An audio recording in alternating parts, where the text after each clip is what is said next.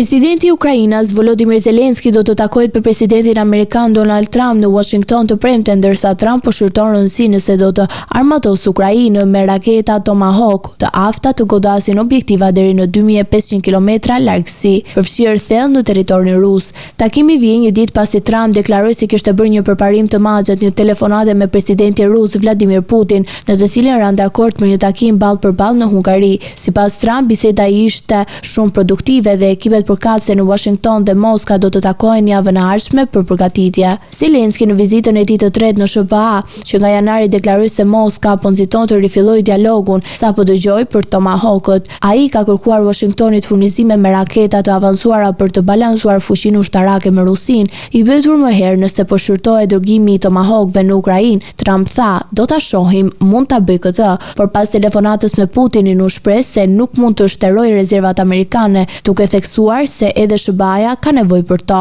Në një postim në platformën Truth Social, Trump njoftoi se kishte diskutuar me Putinin për tregtinë mes dy vendeve pas përfundimit të luftës në Ukrainë, duke shtuar se këshilltarët e nivelit të lartë të dy vendeve do të takohen javën e ardhshme me sektorin e shtetit Marco Rubio, që do të udhëheqë delegacionin amerikan. Trump tha gjithashtu se do të informojë Zelenskyn mbi përmbajtjen e bisedës me Putinin gjatë takimit në Washington dhe shtoi se pret të takohet personalisht me Putinin në Hungari brenda 2 javësh.